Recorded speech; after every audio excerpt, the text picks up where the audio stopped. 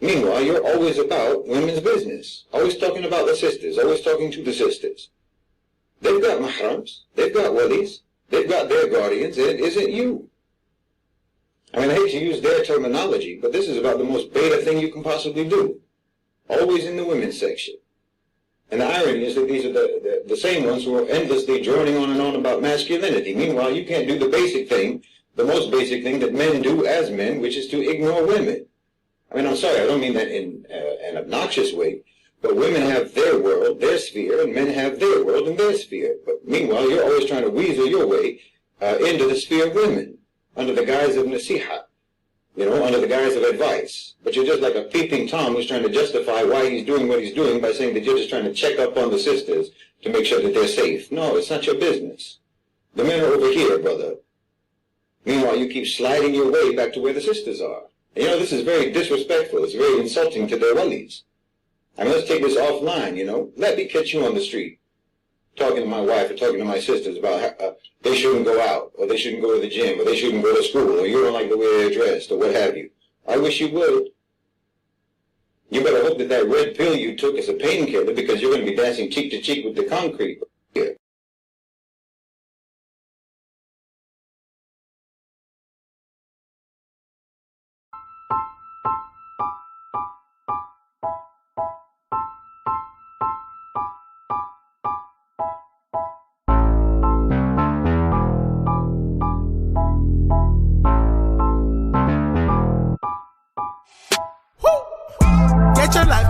Get your life, baby.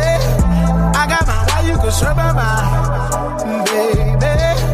Feeling me, that's why they killing me, lady. Get your life. Get your life, baby. I got my why you can serve my mind, baby. Feeling me, that's why they killing me, lady. Get your life.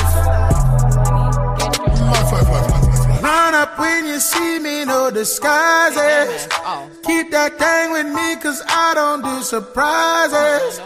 J. Chanel, show and tell, all facts, no lies, streak. Get your life, cause I'm the type to come to it that 9 quick. Eyes on me, what you care for? Watching me, baby, care for. If you ain't a fan, where the cameras? Hide in the back with the bellboys. My circle so restricted. Hands raised like it's your religion. When I sleep, pay close attention. Fake friends out here pretending. Get your life, baby. I got my why you can serve my mind, baby. Feeling me, that's why they killing me, lady. Get your life. Get your life, baby. I got my why you can serve my mind, baby. Feeling me, that's why they killing me, lady. Get your life. Focus there. Watch them cause they after me like a pot of gold. I'm not for play, ask Keisha if you don't know. I'm a little bit cray-cray, approach me, you better be right. If you don't come correctly, you can catch these hands tonight. Eyes on me, what you care for? Watching me, baby, care for. If you ain't a fan, where the cameras? Hide in the back with the bellboys. My circle's so restricted. Hands raised like it's your religion. When I sleep, pay close attention. Fake friends out here pretending.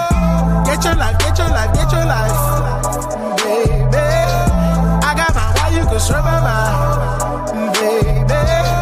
Feeling me, that's why they killing me, lady. Get your life. Get your life. Get your life, baby. I got my why you can serve my mind, baby. Feeling me, that's why they killing me, lady. Get your life.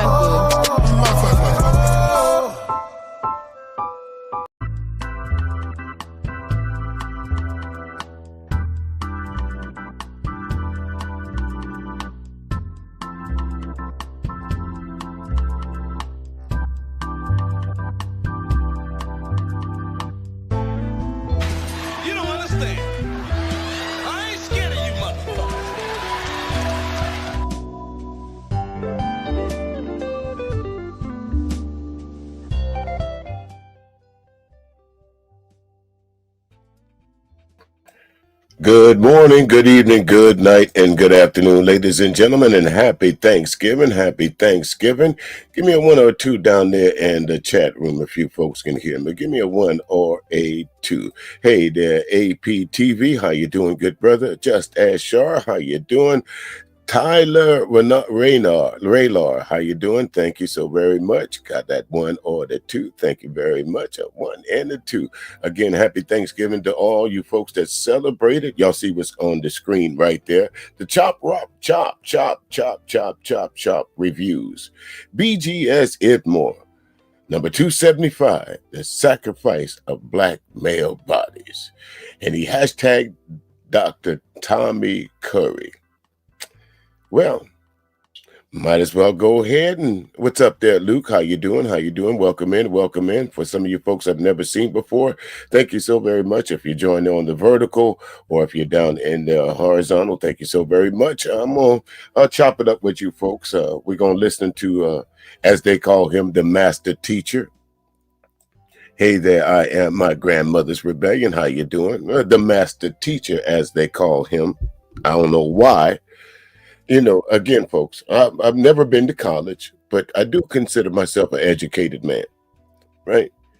So I can sniff out bullshit. It doesn't take very long to sniff out a bullshit artist, and I can tell you without all unequivocation that BGS is a bullshit artist.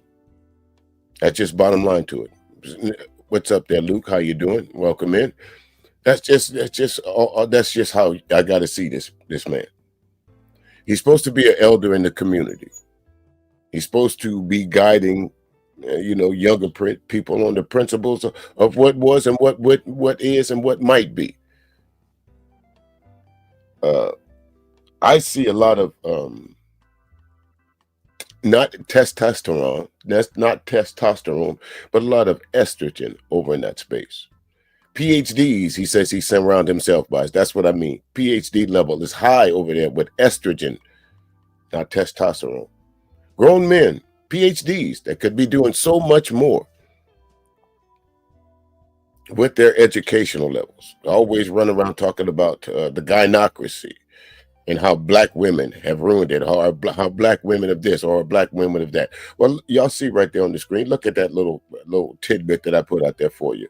6.7% to 7.5% unemployment rate in the black female household. Now let's do the math right quickly. If you don't believe me, go to the CDC or anyone else, any place else.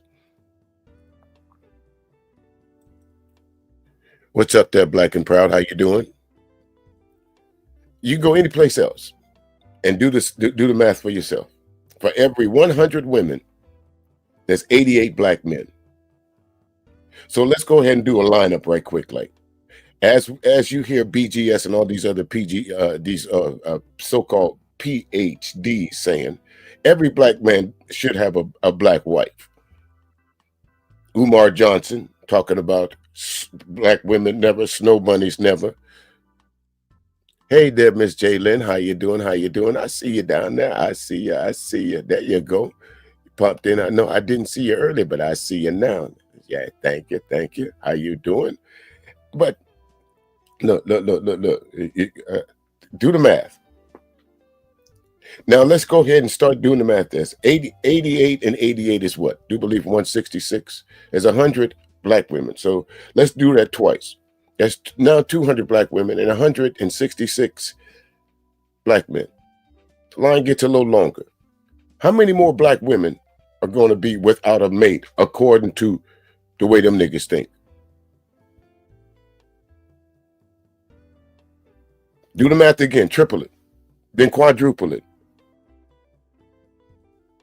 According to them, all these black women that are going to be without black men,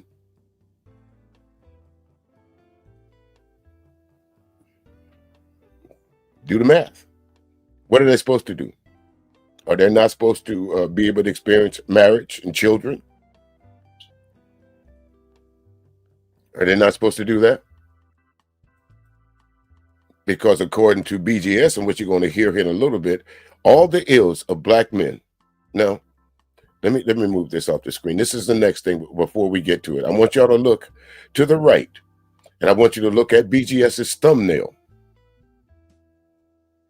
Let's pick it apart here right quickly. You got a black man in the middle being tortured by flame. You got his arch enemies. You got the Klan. You got the police. You got the white women. But what stands out more than anything else there, folks? A black woman with a college or high school graduation thing on. So what BGS is saying in this thumbnail, whether it's subliminal or not, what he's saying is one of the biggest threats to black men are educated black women.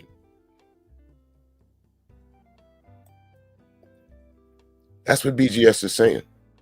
In that thumbnail alone, you don't have to go into you don't have to listen to it. That thumbnail alone says that all I needed to know about them guys over there. But since I was asked to review it and give you my comments on it, I figure I might as well share it with you folks. Let me go and pull this up right quick, remove this from the screen. And as always, you know, BGS, if you should happen to pop up in the cloud somewhere, and if you want to come and defend some of this, by all means, let me know. I'll give you the royal treatment, just like I gave Sotomayor when he came over here.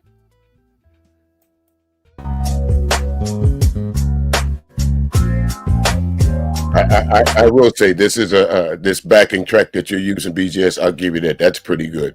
That's one thing I will say about you. Always trying to find the light in the silver light in the silver lining in the dark cloud.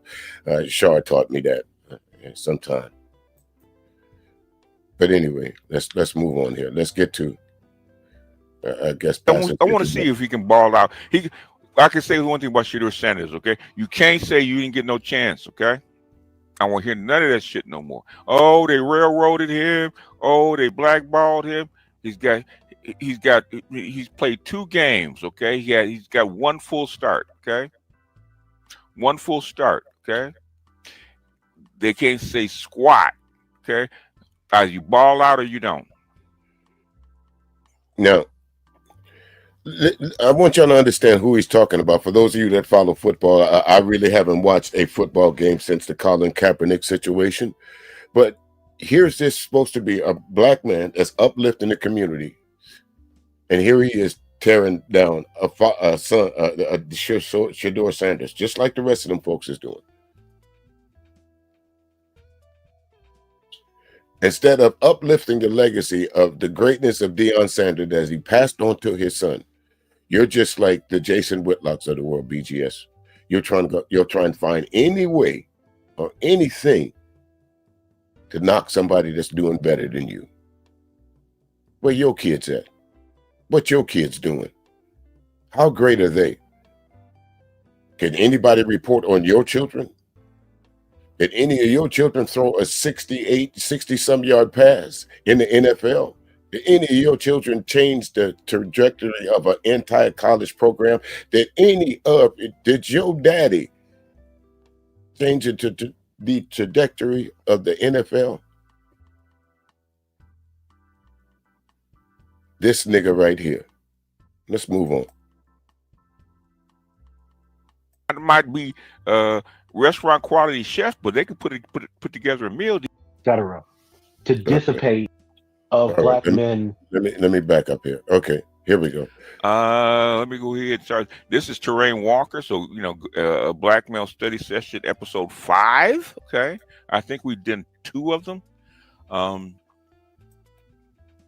And go support him because Dr. Curry, evidently Dr. Curry trusts him because Dr. Curry doesn't come on very much on YouTube, okay, or social media very much. So evidently if Dr. Curry is going to make a regular series with Terrain, that means he trusts him. So we got one more PhD halfway in the buildings, okay? So go support him and support their efforts. So here we go. Now, but before I have a question for you, BGS. Are you a PhD, or do you just surround yourself with PhDs? Or do you have a PhD from some college? And if it is, what is it? Have you ever put on a cap and gown from any known institution? I'm just curious. If you did graduate from college, I'm not saying that you did or didn't, but what is your PhD in? Or do you just surround yourself with PhDs?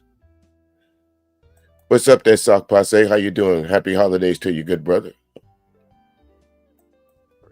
Professor Tommy J. Curry, PhD, MPH, Personal Chair of Africana Philosophy and Blackmail Studies, Department of Philosophy at the University of Edinburgh School of Philosophy, Psychology, and Language Sciences. He is the editor of Blackmail Studies, a series exploring the paradoxes of racially subjugated males, the editor of Decolonial Philosophy and Philosophy Compass, and most of you know him as the author of The Man Not, Race, Class, Genre, and the Dilemmas of Black Manhood, the winner of the 2018 American Book Award. Dr. Curry, how are you doing tonight? I'm doing well, sir. I'm doing well. How are you? I'm well. Thank you for taking time out of your schedule to have this conversation. It's always a pleasure to be able to chop it up with you on these subjects. So let's get into it. You said that this young man's tragic death is a harbinger of things that have connotations going all the way back to the beginning of this country when it comes to black men and black male bodies. Can you talk a little bit about what you mean by that and how that streaks back? Yeah. Let me just say that this news hit me a little hard. I mean, for over a month, I've really been thinking about Mr. Reed's death, because back in the late 90s, the first year I went off to college, a black man was lynched not too far from my hometown of Lake Charles in Jasper, Texas. James Byrd was walking home from a party. 3 white men tied his ankles to the back of a truck. Oh, yeah. And dragged this black man until his body broke apart. Yep. And until his limbs were falling off. The imagery of black men being killed and dismembered does not truly convey the kind of horror and anger that happens to Southern poor black people when they see another lynching. And I remember it so clearly, the death of Mr. Byrd, because I had just come back from college, and literally 2 weeks, it was in June or July, I think it was in June. And we heard about this brother being dragged, so his hands and part of his neck was torn off. And ever since I was in the university and been in the university, I've been haunted by the kind of violence that black men and boys suffer. When we look, it's not just when we go back to the Middle Passage, because you notice in the thumbnail, basically there's educated Keisha and Becky right next to him, right? Okay. The educated Keisha's right along with him, holding the torch.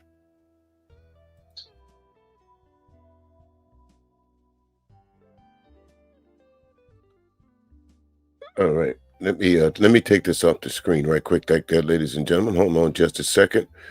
I want to visit this James Byrd before we go any further. All right, there we go, right there. Now, again, folks, you have to pay attention to what people say. This man said he just graduated from college, right? First, he said he graduated in the late 90s or something like that. Okay, whoever this guy is, this guy that's talking right now. Okay. Now, if you look at this, what I'm saying on the screen here, James Byrd was 49 years old. On June 7th, 1998, he was brutally lynched by 3 white supremacists in the hometown of Jasper, Texas. The assailant had injured, lured Byrd to whatever. We all know this. This made national news. So, but I bring this up for a reason. And someone said it down in the chat room. You're going to hear these guys a little bit later on saying that white supremacy is not as prevalent as it used to be. You're going to hear BGS say that. I can guarantee you can tell the family of James Byrd Jr. won't agree with that. The savagery of what these men, and I can say, unfortunately, they were put to death for what they did to this man. The savagery. Remember, this was in the 90s.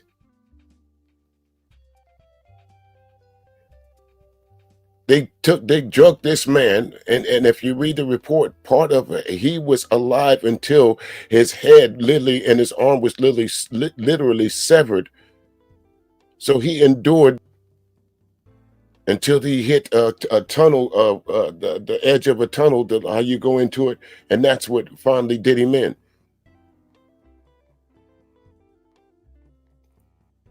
And white America always like to talk about Emmett Till, but the list goes on. I have a personal story that when I was 7 years old, I lost a friend of mine to this type of violence. Explain to a 7-year-old that why his friend is not coming back to school, or to explain to a classroom full of 7-year-olds why their friend is not coming back to school anymore. Because they find him in a ditch with his hands tied to a bicycle tire, mutilated. Because this black child was out a little bit after dark.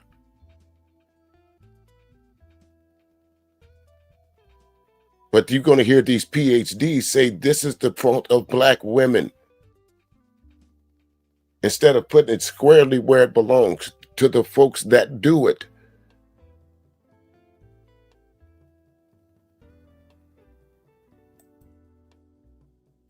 What often happens, and I feel that I'm becoming more and more impatient about this tendency.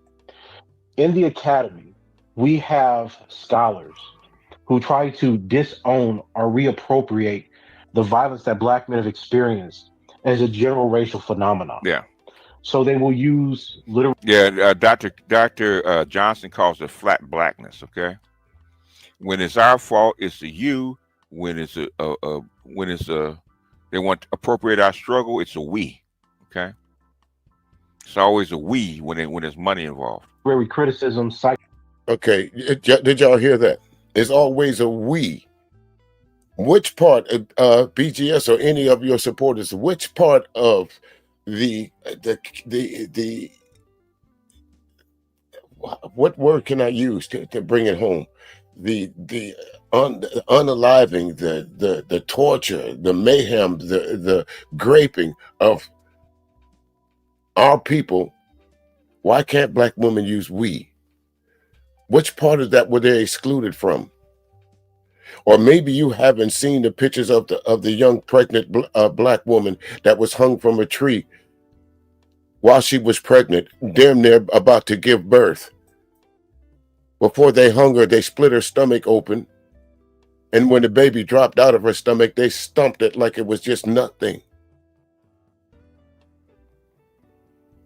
So which part of this, or how about the medical experiments, BGS, and you other folks over there, that was done to black women, that there's no black man that could ever experience that pain? Or BGS, how about the breeding farms that black women were subjugated to? Because you might be a stud for a little while, but guess what? After the age of 16, you wasn't a stud no more. But these black women was in these breeding farms up until their 30s and however long they lived, getting impregnated by any and everybody. They weren't humans. They were just considered property. They were breeding black women like they were breeding cattle. This is historical information that any of you folks that follow BGS can find. It don't take a college degree. But y'all sit over there and listen to him and call this dumb motherfucker the master teacher. Look at the thumbnail. Look at the thumbnail. The Ku Klux Klan, the white policeman, the white woman, and the educated black woman is black man's worst enemy. That's what he's telling y'all. But go over to his panel. Go over when he has his live. Some of y'all bed wenches is over there. Some of y'all chambermaids is hanging out with BGS saying, yeah, you're right, BGS. Black women ain't shit. And the last time you looked in the mirror, because he talking about you. How do you separate yourself when he says black women? How do you separate yourself from that?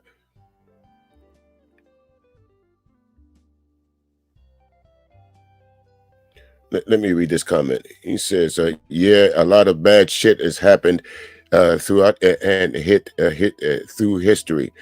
It ain't happening now. Things are pretty good for everyone." What? Okay. Well, I think just maybe within the last year and a half, I don't think you could tell the family of that kid in Henderson, North Carolina, that.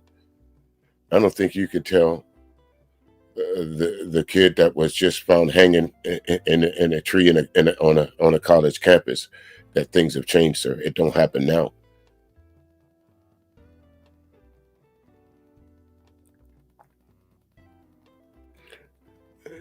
Well, maybe you just stepped in on the end of it, so I'm not complaining from secondhand. I'm complaining from real hand experience, sir.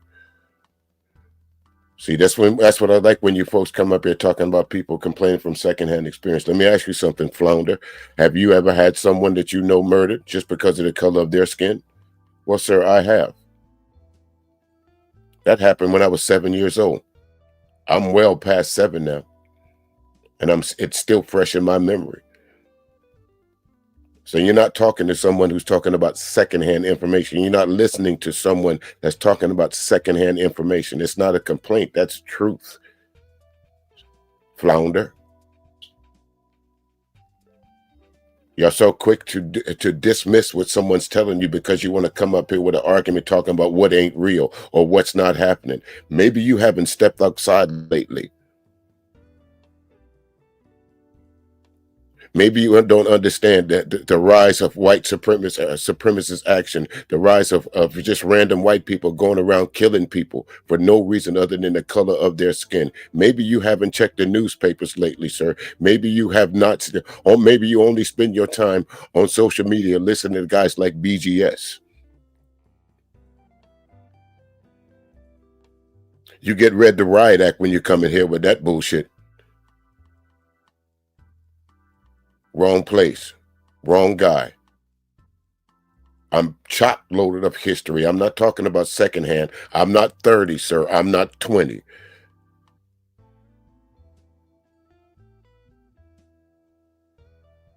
There goes another one of those old more black people. That's your argument. That's another old argument that it's so old that it might as well have Jesus sandals on. Black people live next to black people. White people killed white people. As a matter of fact, sir, go look up the actual who commits the most crime. By far, it is white men in everything. They lead the categories in everything when it comes to crime. From kiddie porn to white collar, it is white men. It is white men by far. By far, it is white men. So miss me with that argument there.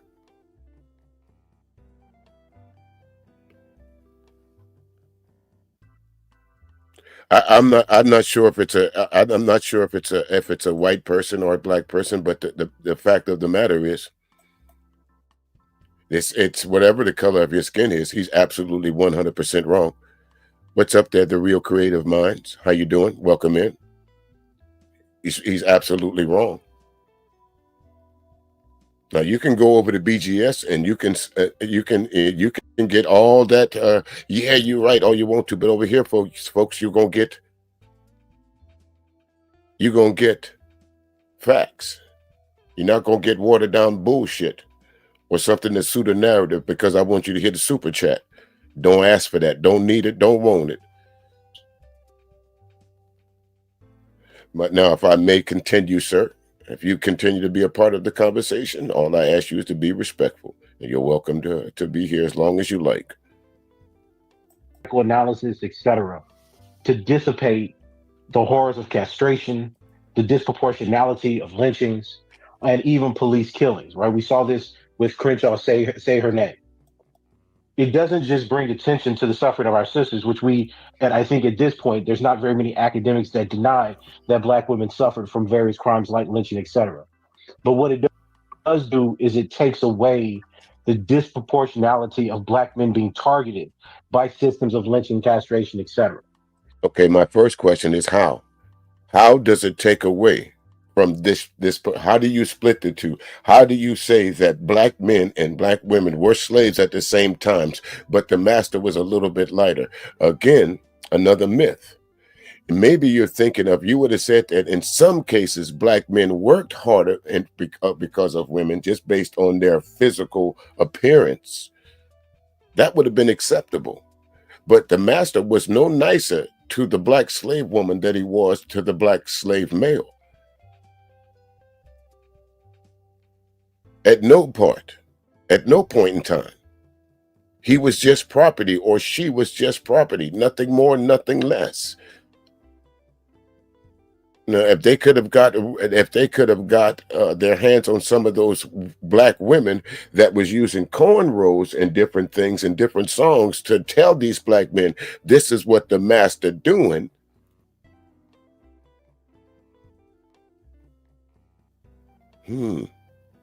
Let me see what you're saying here.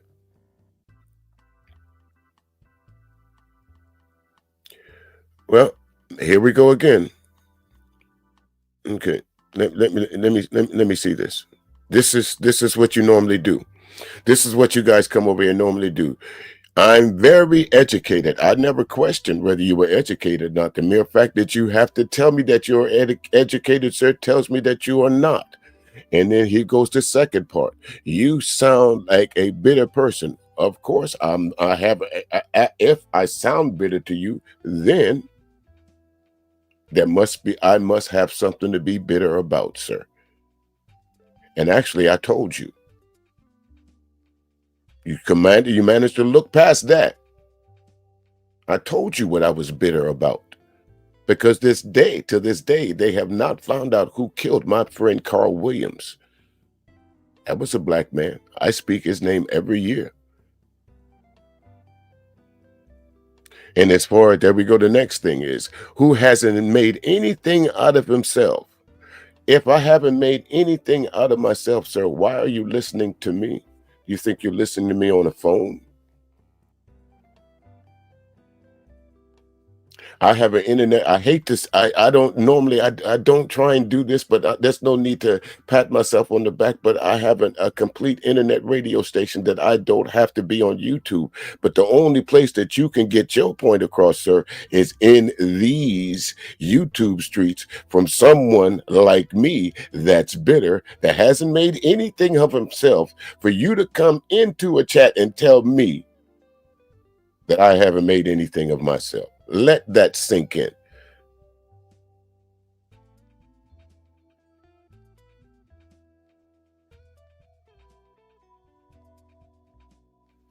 Let that sink in. Now, again, since I was reading your comments, but I'll just leave them there.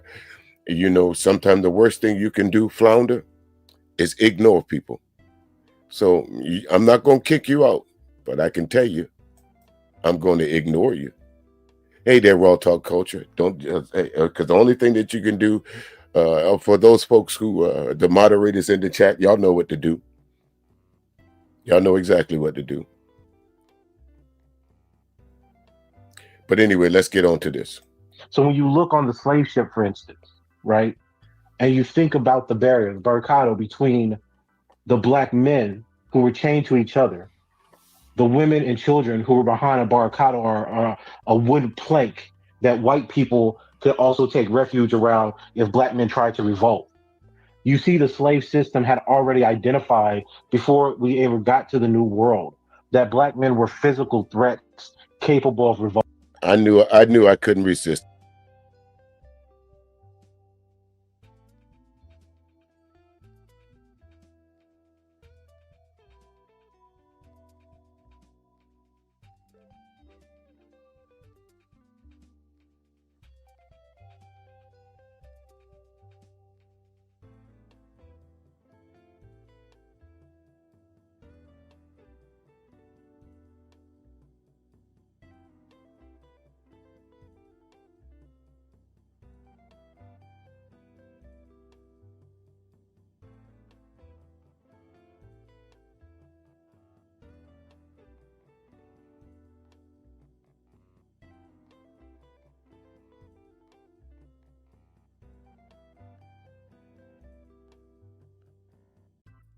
All right. Can you folks hear me now? All right, I'm back. Okay. I'm muted. My fault. I was reading. Let me read this comment again. You're lucky. I was muted, so you couldn't really hear me cursing you out just now. But let me go back to this comment right here, okay? You keep talking about slavery and all the other stuff of how you hate white people. And white people are doing this and that. And when you're a very bad people doing the same thing of all colors. Well, sir, you not once did you hear me use the word hate. And actually, I'm reviewing someone talking about slavery. It's not me that brought up the subject of slavery, dumbass.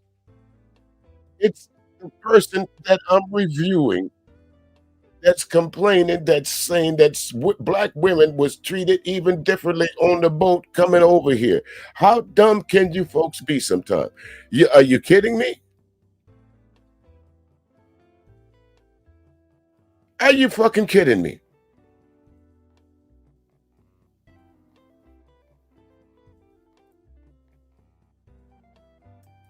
Yeah, I know, Shar. Thanks for the super chat. She says on the show, bitter content creating. Yeah, I know I am. That's what they said. Don't forget the word senile. Don't forget to put senile, and I'm senile too. Not bad for old washed up radio senile host, huh? They seem to like to come into the chat room and argue with a senile motherfucker, huh? that makes sense. Oh my goodness. Anyway, folks, let's continue with this clown show. These PhDs. We saw this again in 1791 with the Haitian Revolution and the question of whether or not the freedom that black men tried to create in the Republic of Haiti was akin to the demons rising from below to doom Western civilization. And in every century, the 18th, the 19th, the 20th, and now in the 21st, black men are being sacrificed as symbols of white supremacy's triumph over the black race. And it's not just an argument about racism. You know, I always think back. I used to teach AJ William Myers' book Destructive Impulses, right? And he has this great line in there where he says that white men and women were able to destroy black men because he was basically a nigger on the loose, and they were trying to control a beast with a cloven hoof, right? Oh, nigga, I please. remember Nigga, please. black men for 400 or 500 years, right? That there's a cosmology where black men are demons, demonic spirits, right? And we see this in the work of someone like Dr. Ron O'Neill. So we're not dealing with a measurable hatred. We're dealing with a fundamental view among white America that black men's presence has to be eliminated. And you see this back in the 70s with the work of James Stewart. You've seen this in the work of Jim Sedanius. You've seen this in the work of Anthony LaMelle Jr. You've seen this in my work. And despite all the suffering that we see in America right now, despite all the histories we want to excavate, there has not been a reckoning with the continued death of black men and boys.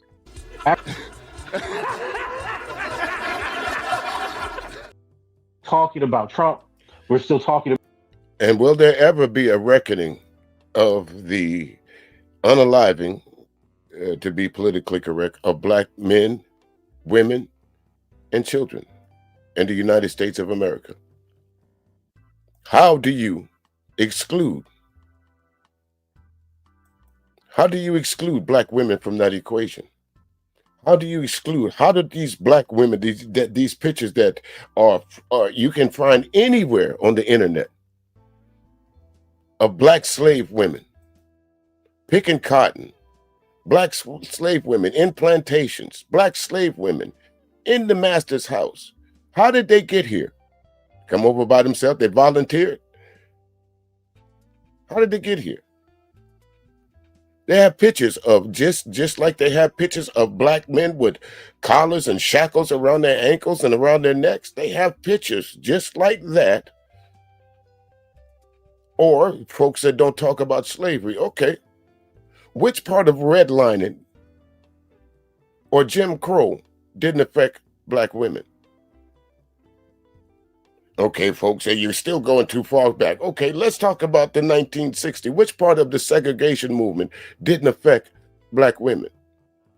Oh, no, nigga, you're still going too far back. Okay, which part of the 1984 crime bill didn't affect black women? Oh, nigga, that was the 80s. Okay, how about the 90s? Which part of the crack epidemic didn't fuck with black women? Which part of the insurance schemes and frauds that these black women had to pay overflated in premiums? Which part? Or how about now? Since Trump took office, how many black women that was employed by the federal government have lost their jobs?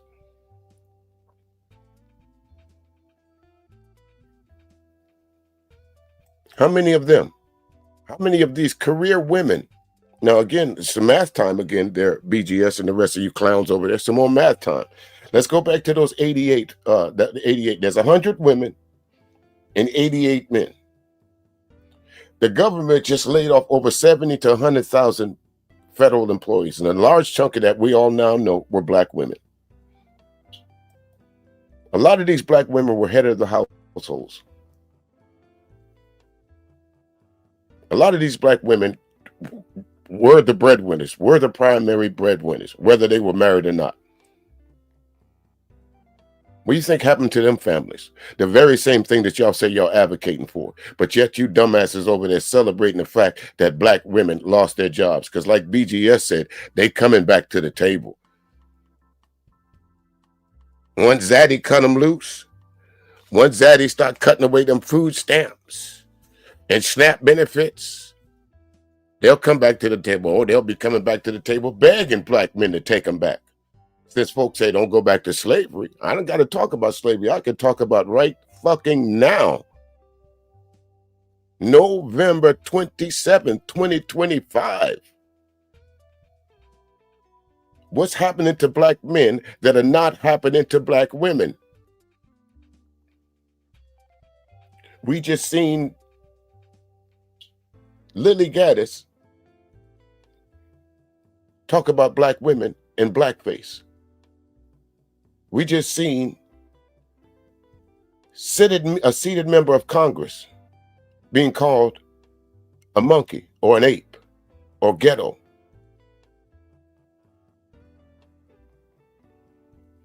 We've heard white folks say that Michelle Obama is a man. We've heard y'all folks say that Donald Trump is treated like the black man now because he's a felon, because he has multiple baby mamas. He's the real first black president. The label y'all put on your damn self that you try to put on black and then say black women did it to you.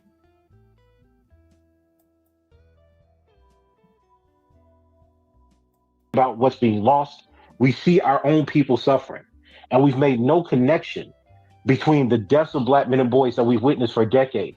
Think about this: black children spitting up blood on American streets because they've been shot by white cops. We've seen no awakening in the consciousness of black Americans about what's really at stake when we're talking about white supremacy and racism. We are past the intersectional ideas of discrimination. We are past debates about recognition. We are now in a world where segregation, where gerrymandering, where white vigilantism, and the continued lynching of black men sends a signal to the world that America is still a white republic. And we have no answers for that. We have a crime, a horror that's haunted the United States for decades, where black men have been over 95% of the victims of lynching since the 1870s. And despite that, when it happens yet again in the 21st century, where we swear to ourselves that we've made racial progress, we've had no analysis that even attempts to ask the question, why are black male deaths so required for America to rule over black people? There hasn't been. Well, again, there's all kinds of studies. There's been the very person that you talked about, James Byrd, because of his tragic death, there was legislation passed for that reason. But again, and since the early days of me doing these live streams, I've said this and I'll say it again: racism has never been dead. All it needed was a little bit of water. Donald Trump did not invent racism, folks. He just made it more prevalent for it to be out there now. I don't know what these folks are considered there. I don't know if they're red pill. I think, to be honest with you, I just think they're just bitter men that didn't get the particular black woman that they wanted, or the particular woman that they wanted. So they sit around in these clusterfucks and circle jerks and complain about it. Again, I keep reverting back to this thumbnail here. This thumbnail, the Klan, police shootings, white women, and educated black women. Why couldn't you put one of the bottom feeders of black women? Why the worst thing that happened to black men is an educate? There's nothing more refined. And this is no disrespect to anyone else, because I have black nieces and I have black sisters. But to me, there's nothing more refiner. And if that's not a word, then excuse me, but there's nothing more eloquent. There's nothing more sharper. There's nothing more than a smart black woman.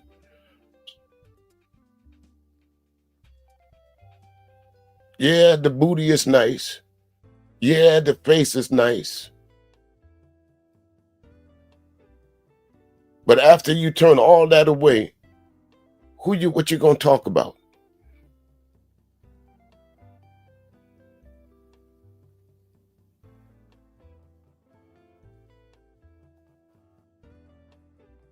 One theoretical venture, one political movement, one pundit on national TV to ask, what is the need for this repetition of black men and boys to be sacrificed to America's greed and its tyranny so that the society somehow can operate normally?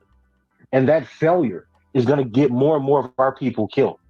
You know, Torian, it's difficult to sit back and, I'm in Scotland, right? And it's very difficult for me to see what's going on in the United States and then see people still launch identity politics against the wave of white supremacy. I see people defining themselves outside of blackness consistently, as if the old tricks that appeal to their liberal masters somehow will operate and work now that you have new conservative oversight. Okay, so why didn't you address this to Candace Owens? Why didn't you address this to Jason Whitlock? Why did you address this to Stephen A. Smith? Why did you address this to Byron Donalds? Why didn't you address this to Tim Scott? Because those are the folks that you were talking about that sold out their blackness for proximity to whiteness. And that's been going out through histories. Them kind of niggas came off the boat too. We don't need to talk about this back then. I can talk about right now. You remember remember those two black ladies that would run around talking about I'm for Donald Trump, and speaking to my Latino crowd. Remember the Latinos that was running around, hey, I for Donald Trump. Remember them? That's who you need to be talking to.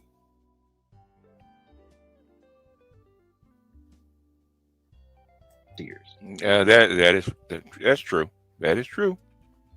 That is true. Black women were trying to be a constituent outside of blackness.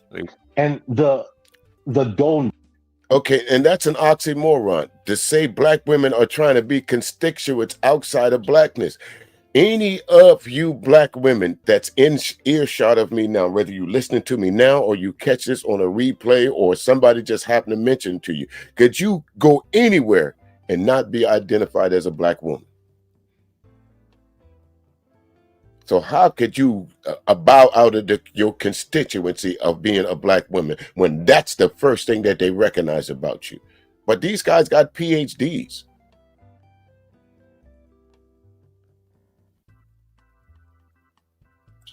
The inability to comprehend the moment that we're in when you see black male bodies hanging from trees is astounding to me.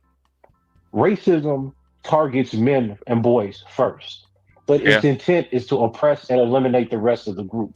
We've been over this. We've seen it in military science. We've seen it in genocide. So we see it even in the work that Dr. Gilmore is doing up in Toronto in counterinsurgency.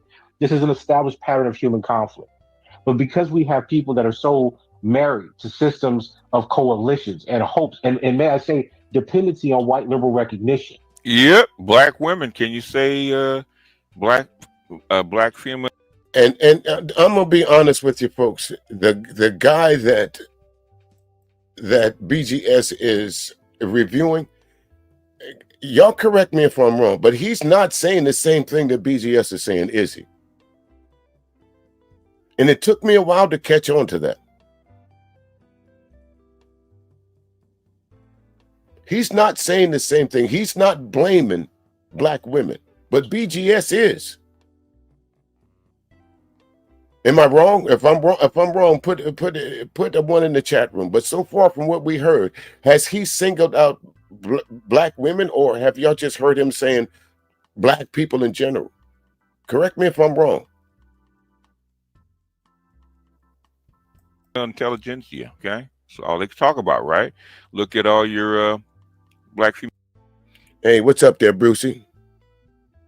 And Brucey said the first thing he noticed about anything, yeah, that's a hard thing to get away from there, Brucey. That's why I say eye contact should be reserved for the woman that you like. Anything over that is an overrated experience. Eye contact. Save it for the woman that you love. I'm with you on that, Brucey. Pundits. We don't have the ability to respond to what's actually happening to our people and in our communities. And I think that the worst hasn't even shown up yet. I want to ask you about that, because what's happening now almost seems like a throwback to the old horrors that happened at the end of the Civil War, at the end of Reconstruction, when federal troops were pulled out of the South, up until the 1920s to the modern day, almost to the 1960s rather. And it seems like what's happening, if you look at the patterns, ties right into some of the things that happened in the bad old days when lynching was a very commonplace thing. You would see a dead body, black male body hanging from a tree. If it wasn't sort of like a local festival where people would come out and celebrate his death, it would just be a body hanging from a tree. There was very little investigation done by the law enforcement at that time. And 9 times out of 10, it was either swept under the rug, it was never investigated other than pulling the body down and burying it. Or what you see like in the present day now, where I'm looking at the data right now from Mississippi. The young black men that I talked about who were found hanging from trees in Mississippi, and this is all in Mississippi so far, 8 black male bodies from the year 2000 up until 2025 with this young man, Mr. Reed. Every last one has been judged a suicide by the coroners in the state and the counties that they were found in. That sounds very much like a throwback to, well, he slipped on a bar of soap or he died trying to escape, of some of the old cliches that you see when it comes to the deaths of black men. Do you think that these cliches are coming back because the country is reverting back to an old system of white supremacy, or just in a different form? Listen, I'll be honest with you, brother. I don't think they ever went away in the South. And they haven't. See, again, the question was asked, and basically to sum it up, has things changed from back then to now? No, they really haven't. They really have not. And that's coming from someone who parents grew up during that time, their grandparents grew up during that time, that there was a brief time in my life that there was no such thing as going downtown. There was no such thing. There's books in the family. You can call it a library, whatever, things that we've collected over the years, heirlooms or whatever, that still say for colored schools only. How did those books become part of our family history? Because my aunt was teachers. Not one of them, a couple of them were teachers during that time. For colored folks only. I'm not talking about secondhand history. I'm talking about actual and factual shit that I've seen with my own eyes. So let's see how he answers that. That's much of my perspective about race relations and about white violence comes from the fact that I was born at the end of segregation. Yeah, that's why I'm not fond of the South, okay? Because I know I can't adjust. So for Southern black people, there was always the horror. There's always the threat that you can be killed or castrated if you talk to a white woman or you were out of pocket with a white man. So I don't I think that we see the increased symbolism. Which is why I tell brothers, be careful if you're gonna get a white spouse in the Midwest or the South. You got to be goddamn sure that she's is an ally. If not, man, don't fuck with her. She holds way too much power over you, way too much. Of what this means to white America. So I think when you see someone like a Mr. Trey Reed, and it happens when you're at kind of the apex of white violence in America, where white people are saying that black civil rights was before Charlie Kirk was shot, where he was making statements that the civil rights movement was a mistake. When Project 2025 is saying that, the idea of equality is a mistake. When you have white supremacists saying that they have a right to own America and that it's a white republic. I think when you have that language and you have the intent in white Americans now saying that there was a mistake for letting black people even pretend that they should be equal to white people, then that lynching, right? That lynching of Mr. Reed means something different, because you can't depend on the moral conscience of white people or liberal white people to now say that those other white people are fundamentally wrong. Again, those were, if you ever heard Muhammad Ali speak before, those were some of the exact words that Muhammad Ali spoke. Some of the very exact words. He might have changed a few of them up. But again, watch who you folks run into, because some people might already know what you're talking about. So this guy that calls himself a PhD, he's absolutely right. But again, I don't see BGS projecting what this guy is saying. And that is the point of this. Here it is. You're trying to paint a picture of this guy is against black women, but and from what I'm hearing so far, he is not. You are.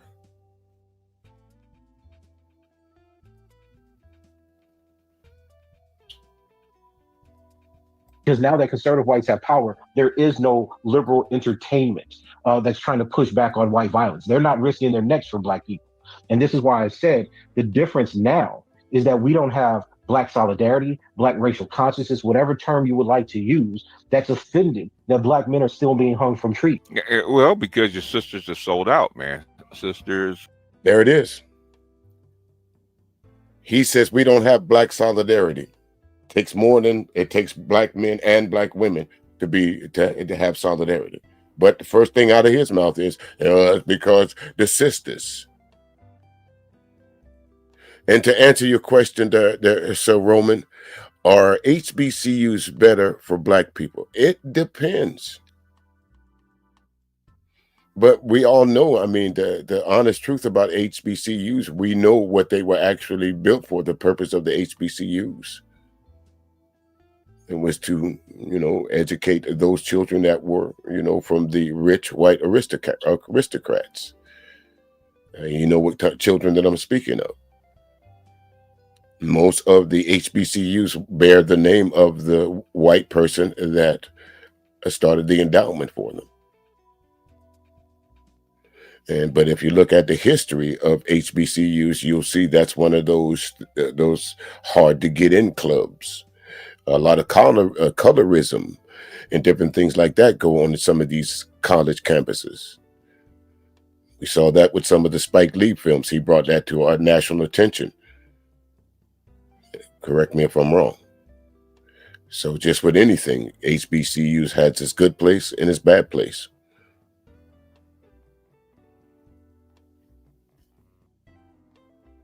Yes, he did, Miss J. He absolutely did. He put the educated black woman there as the rage bait. Absolutely, he did. You're absolutely right. Sold out for Becky. And then once she did, they got all the women in the house. Then Donald Trump and the rest turned on her. You don't see these Democrats in there really standing up for black women in their jobs. Okay, they barely say anything. They're not here. Becky trying to cover her own ass right now, to be honest. But yeah. And as white supremacy is declining, okay, they're going to get much more vicious. I've been saying that, okay? Be careful. And that's again, as if these guys were PhD, instead of just giving you blunt end statements or bare statements or vague statements, he should have expounded on that a little bit more. And this, it goes like this: BGS, the white population itself, the birth rate is at minus. So it goes without saying, any race that finds themselves to be the once the dominant race, they will do anything to hold on to that power. And that includes what we see going on now. Changing laws, inputting people in places like Hegseth that we knew that don't like people of color. I didn't say black people. He don't like people of color. We know that Laura Loomer does not like people of color. We know Marjorie Taylor Greene does not like people of color. We know that Laura Boebert does not like people of color. We know that Judge Jeanine Pirro, even though she is a person of color,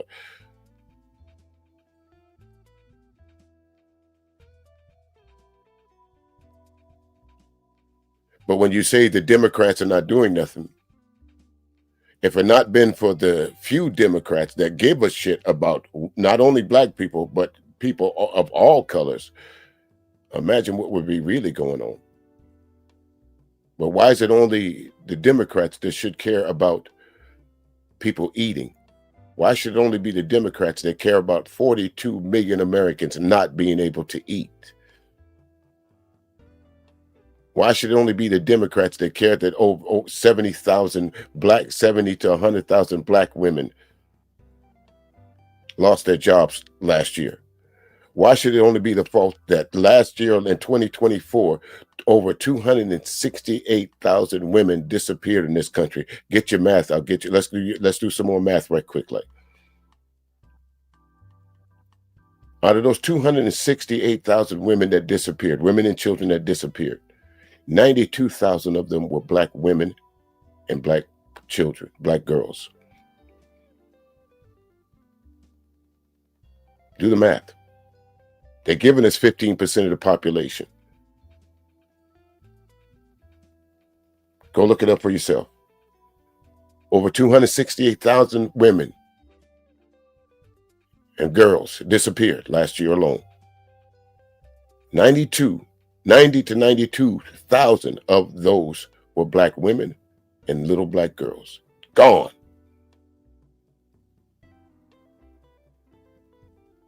But you have this clown BGS up there talking about nobody gives that black women are the enemy of black men. And it don't take much to get these facts, folks. It don't take much. It does not take a college degree to debunk what BGS is saying. While he's saying it, you can literally type in and type in his chat room, "No, BGS, you wrong about that. Why don't y'all do it?"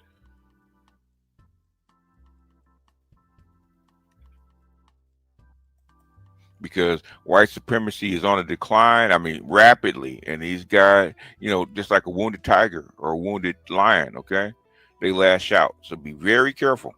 Okay, again, we heard the person that he's reviewing, Dr. Whatever his name is, we heard him say that there's not too much difference between back then and now.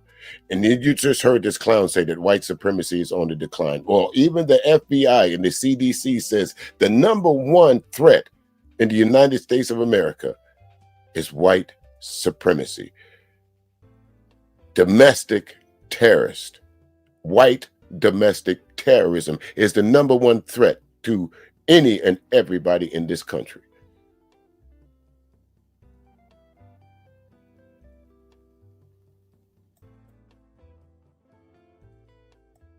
I said, remember, coroners are elected in many states. Yeah.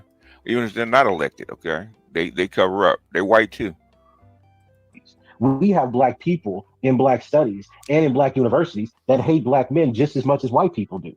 We have classes in these courses saying that black men are dangerous, rapists, deviants, criminals. You pick your poison. So you can't dehumanize a population within your own group and then expect people to come together. Say it again, black man. Say it again, okay? Say it again. You can't expect to dehumanize your men and then expect them to come together with you. Say it again, black man. Because they're Well, doesn't that go both ways? You can expect to demonize or dehumanize your black women and expect black women to come to the table. Say it again, Miss J. He just did it. PhD. PhD, or surrounds himself with PhDs. But this is the shit that comes out of their mouth. offended that their lives were taken. Even now, we don't have a conversation about these young black men and boys being innocent, having potential, being a loss to the potential of our race. So none of those conversations have even been had. And the crazy thing is, I saw on Instagram that there were some pictures from the Kimberly Crenshaw's AAPF. And it was talking about the mobilization of misogyny and misogyny wired by the Trump administration along with racism. I didn't see any mention or focus on this lynching. Right. See, we're being distracted by a kind of language that was meant to mobilize black middle class people into white institutions and political programs, and we're not attending to the violence that's happening in southern states throughout the Midwest. You talk about Dr. Curry's talking about black bourgeoisie, which Fraser wrote about in the 1950s, and in various black communities where white people are taking over, where white people are marching. Okay, folks. So far, I've been paying direct attention to what Dr. Curry was saying, trying to push BGS out the way. Is what he's saying, is he wrong?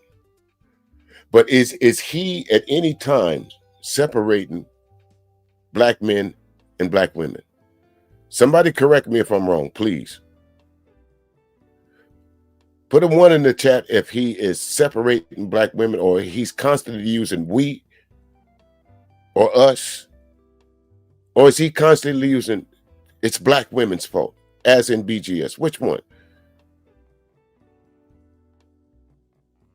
Into HBCUs under the guise of free speech to tell black people that they're inferior. They ain't snatched one. They ain't snatched one Keisha. Okay, Keisha makes up 75% of the HBCU, but they don't snatch one Keisha.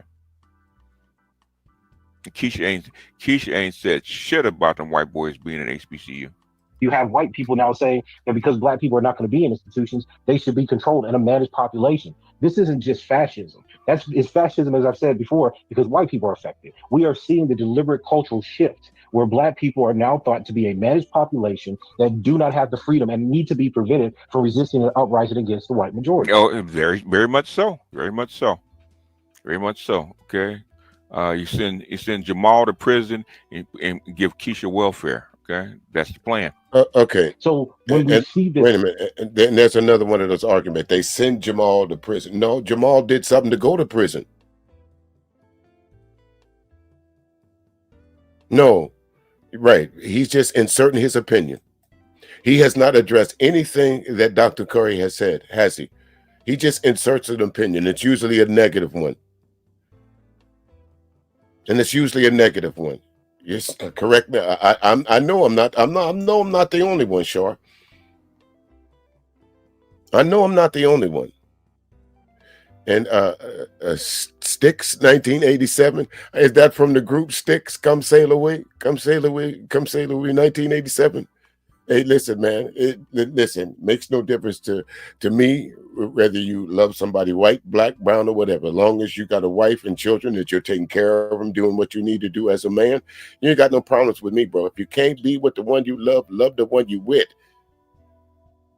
You never get no judgment from me for who you decided to spend the rest of your life with. I celebrate it. I don't care what color you are, because if you went over the numbers, 100 to 88, that means some black men ain't gonna get a black woman anyway, just based on the numbers. And that go prove that some more solidifies my point. So the black men that don't get it, once the black women run out, you don't get none.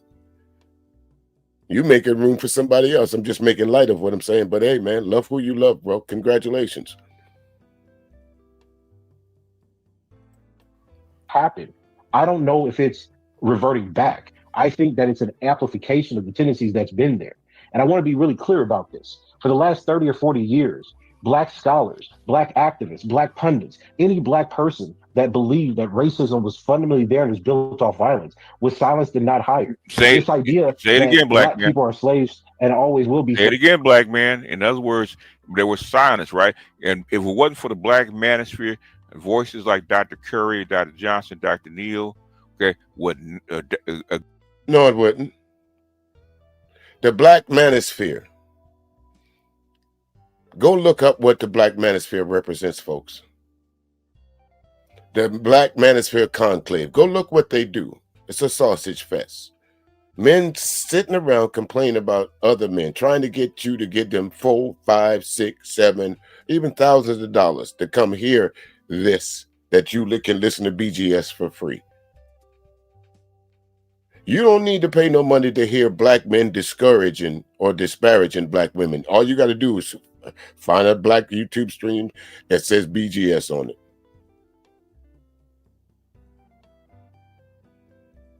The black manosphere is, correct me if I'm wrong, is under the eye watch of the federal government. So how good can you be when everything that you look up under the black manosphere, the one key word that's there, it says misogynist group,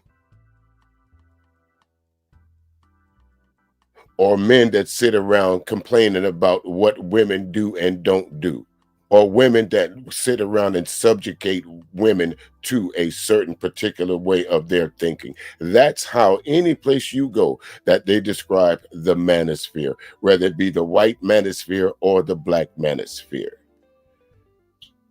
That's how Just Pearly thinks it was easy to infiltrate you niggas, because she know y'all dumb over there. And y'all will do anything for an ounce of fame. 15 minutes of fame, even if it means selling out your soul. Green Gorilla would not be able to be heard, okay? Dr. Johnson got 4 PA. He just don't nobody want to hear Dr. Johnson or Green Gorilla.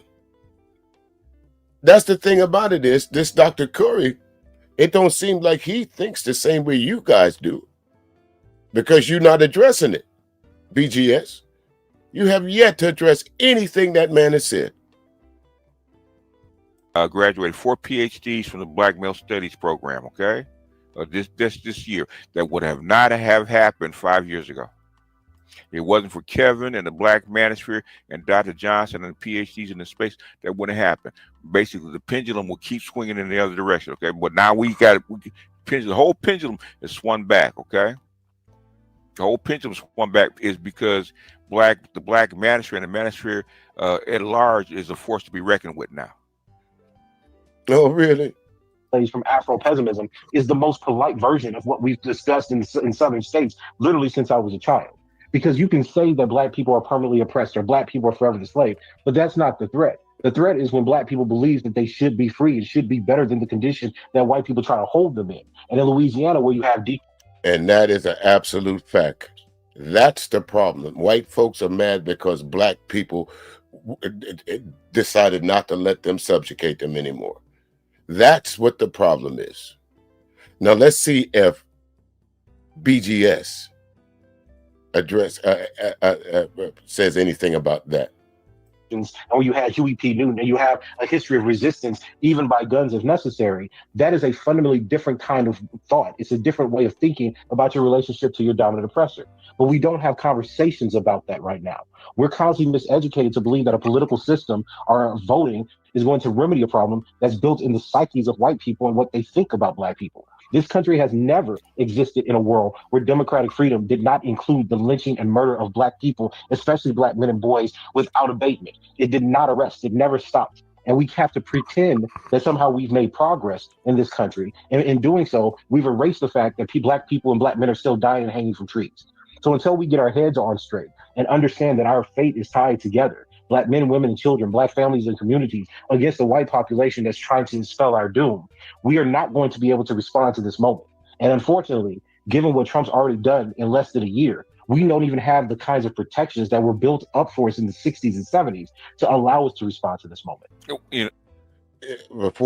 before some, I was having a conversation with someone just yesterday about that very same thing that Dr. Curry just said, and it's kind of our fault.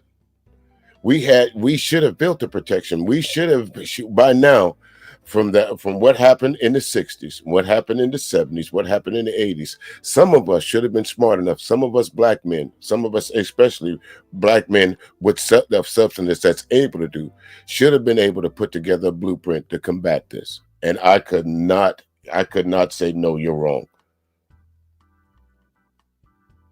because they were right. It's always we trying to get a seat at the table instead of building our own.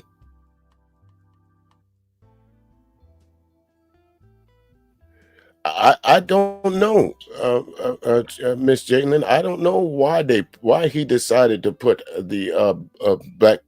I guess, like I said, and I'm only guessing, it's the representation of what's keeping the black man down. The Klan, the police, the white woman, and the black woman, the educated black woman. I'm guessing.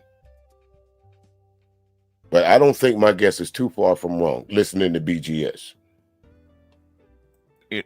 Which the thing is, unfortunately, millennials and Zs and As are gonna have to relearn the lesson that the boomers and silent generation learned way back when. Okay, you put that stuff on pause, but like we're saying, it never went away. And you guys thought that everything was good. The coast is clear. We're just gonna lay back and we're gonna party and mix and all that kind of stuff without the precautions. Okay, and y'all let this stuff step by step leak back in. Okay. And then you're gonna blame the boomers, okay? We didn't let it leak back in, okay? We don't want to put the pause button on this stuff, and the boomers gonna get credit like it wasn't nothing. Like, oh, we shouldn't have mixed, we shouldn't have integrated, blah blah. Okay.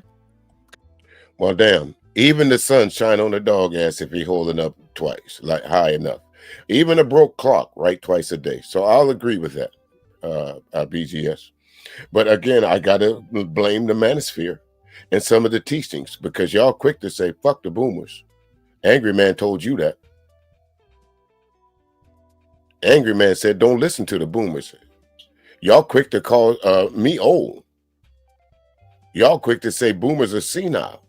But now here you are saying because you had no argument for Dr. Curry. That's why there was no way that you can insert an insult there. So you had to agree with him. And he is partly right, yes. Today's black man is not the black man of the 1960s, 70s, or 80s.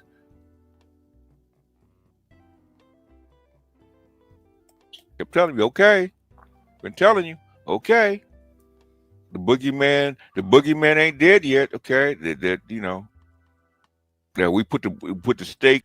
Now, I wanted y'all to hear that. Now, didn't he say earlier that racism and white supremacists was on the decline? It's that double talk. Just let them talk. They yap it up every time. Getting the vampire's heart, and you go in there and pull the stake out of the vampire's chest. What do you think he's gonna do? Ms. Delta to keep teaching. Yep, appreciate you, Ms. Delta. Ms. Delta knows what I'm talking about, right? He from Mississippi. Okay, he know racism ain't dead yet. Okay. Okay, white supremacy is still alive. It's dying, but ain't dead yet. Okay. How is it dying? How is it dying? They thought shit was sweet. Okay, they did. They used to tell me. Okay, shit's sweet. Okay, no. Okay, all right. Keep. Yeah, gotta be vigilant. Okay. So we are put in a position where black male death is highly visible, and there are no moral consciences that are willing to listen or recognize what those deaths mean. So the only available option we have is to turn to ourselves to actually start understanding why black men consistently die and why that thirst among the white population seems to only be quenched when it sees the corpse of a black man hanging from a tree. Yep. Well, let's explore that a little bit more, because my question is, what is it about the black male specifically and the black male body specifically that makes the black male take the brunt of racial animosity in this country? Now, Charlottesville doesn't scare them, because them same women that hate them folks in Charlottesville, the same women go sleep with them same dudes, okay? There it is. Go sleep with us. Sooner or later, it comes down to that, folks. Y'all excuse my language, but I put the Barry out early. This is grown folks here. It's all about the coochie. It's all about the kitty cat. It's all about clapping the cheeks. That's what it all boils down to. Somebody getting it, and they not.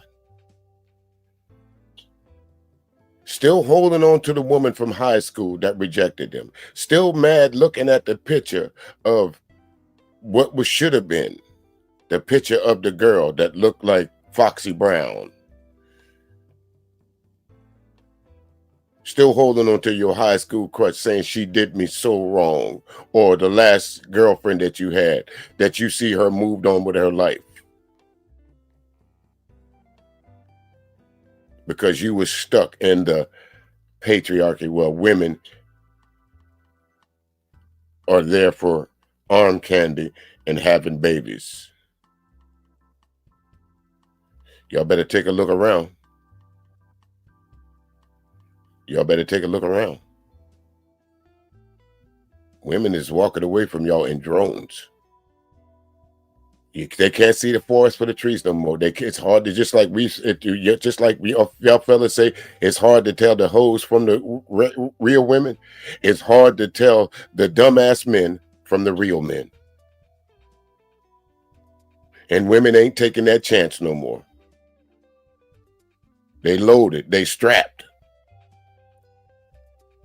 Because he grew up in Los Angeles or on the West Coast. That's why he keeps dogging the South. That's why. But it's all about the coochie, Brucey. That's what it is. And they can't get none.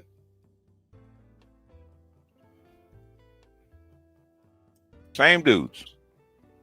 Man, there's lots of theories, man. I mean, Sedanius, he was an evolutionary psychologist, so he thought that all human conflict is basically a male on male battle. It's a war for men. Man against man.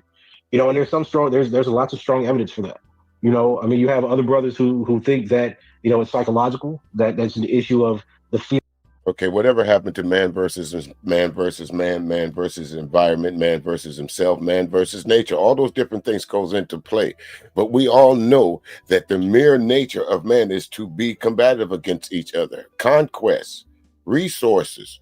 If you don't have resources, you go to war and you go get them. That's been going on since the millennial.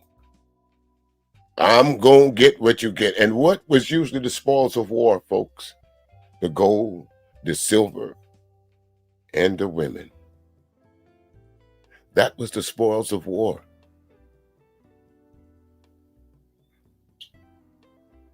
Hear that black men inspiring white men. I mean, black male studies scholars kind of have, we have different opinions about this. My view is that, when you create societal hierarchies, they're going to focus on men because there's both competition for cultural reproduction and biological reproduction. But black men are largely unassimilatable within Western democratic societies. True. So the reasons, there's lots of different theories for why it happens. But the reality is that we haven't dedicated the resources to try to understand it. I mean, you have to think about this. We see that, I mean, historically, there were like 4,000 lynchings, and out of that, only 100 and less than 200 were black women. So that means that in the history of the United States, right, the majority of lynchings have overwhelmingly been men, and nobody has understood why.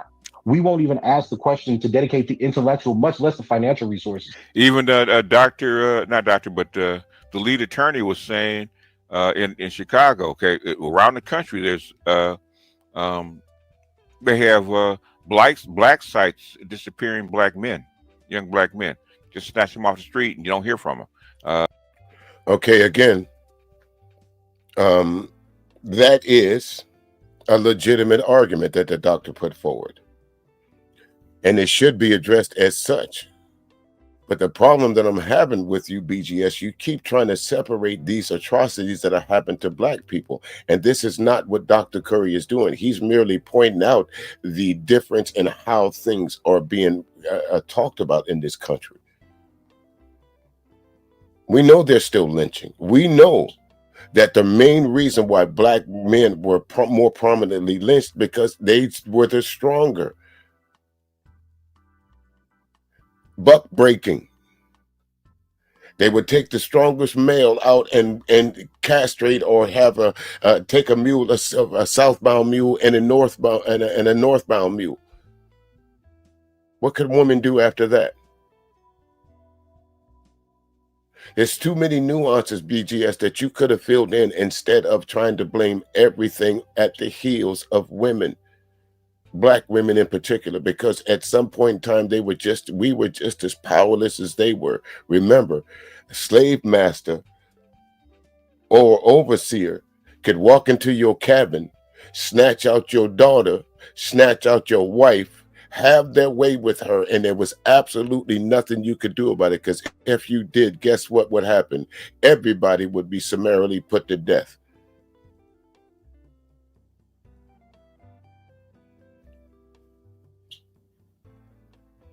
No rule of law, no court appearance. You just snatch them off, right? And they put them in secret lockdowns even today. Okay, they're just more quiet about it. To understand why Black men seem to always be targeted by white supremacist societies. And this is what Black male studies scholars have been attending to, right? People like Sedanius and Felicia Prado say that patriarchy operates differently, that Black men experience arbitrary set discrimination, because that's what makes the subordinate male target hypothesis operate. That means that when you define an outgroup, you're going to define that outgroup, say it's terrorists. You're going to attack the men of that group. But what Black male studies scholars are trying to say, it's like, yeah, but there's a highly sexualized component, because you're not just killing Black men. It's a ritual. It's a symbol. You're castrating them. Yeah. You're sexually assaulting them. Yeah. So patriarchy operates to target these men as well. So it's shout out to Dr. Dr. Wellstein, okay? Frances Cress Wellstein, okay? She said the Black penis was the most lethal weapon to white supremacy. something beyond racism. And what we see in the Trump administration, and there was I wish I could remember the exact program, but in the Trump administration, there was. Hey, Mella, how you doing? Yeah, I wouldn't even say unreasonable. I'll just say just flat out wrong. There was this claim that they wanted to deport Mexican Latino men, but they want to keep the Latino women. Yes. To reproduce with them. I think Yes. there's someone in Yes. California broadcasting this. And that speaks to hey, that was me. Say my name, Dr. Curry. Say my name. In California, that was me. No, it wasn't. Stop it. Nobody coming to see you, Otis. Nobody coming to see you. It was me. No, it wasn't. He was waiting for that moment, folks. Yeah, He was waiting for that moment. This whole damn thing. Now you know what the whole setup was, because he referred to somebody in California. BGS really thought that this whole stream was about him. He lived for that moment to say, this was me he was talking about. See, I am somebody. That this prominent PhD scholar, listen to me. Little old BGS, I told y'all I'm somebody. I told y'all I'm the master teacher. Nobody come to see you, Otis.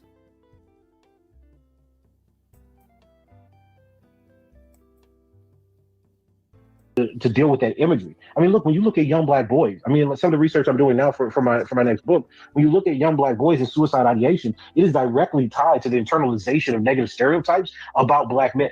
So when young Black boys see Black men killed, when young Black boys see Black men incarcerated, when young Black boys hear the kind of negative stereotypes about Black men as being worthless or trash or body bags that we see from some professors at Ivy League institutions on Twitter. Well, doctor, wouldn't that work both ways? When you go over to these live streams and you hear night after night after night, hour after hour after hour, how fucked up Black women are, don't you think that would have a negative impact on young Black women? I'll call out a name, Jay Prince. We hear what he thinks about his daughters. We got a whole lot of these so-called upper echelon folks. I'll call that another one, Obsidian, quick to call Black women out of shape, overweight. Have y'all seen a picture of Obsidian's woman? Obsidian called Black women low-hanging fruit that's only there for their entertainment. That was just a couple of days ago on Freezy's channel. My question, Freezy, since now it's just now in my memory, why would you allow Obsidian up on your channel to say the things that you say that he said, and then say that you are for black women? Or to pretend that you don't know what Obsidian stands for or what he's about. To me, in my honest opinion, sir, you became part of the problem. And that's flat out. I call it right down the middle. You became part of the problem. I had my reservations, but once I saw that stream with with Obsidian on it, and the way that you allowed him to speak to the what black women and the audience in the panel, told me all I needed to know, that you're part of the conspiracy. Under the guise. That's why I always start these streams off with that. With Mashiach. You're always there talking about you're there to check up on the sisters. That you're there for the benefit of the sisters. Y'all gonna find out that he ain't. Y'all gonna find out that the emperor has no clothes.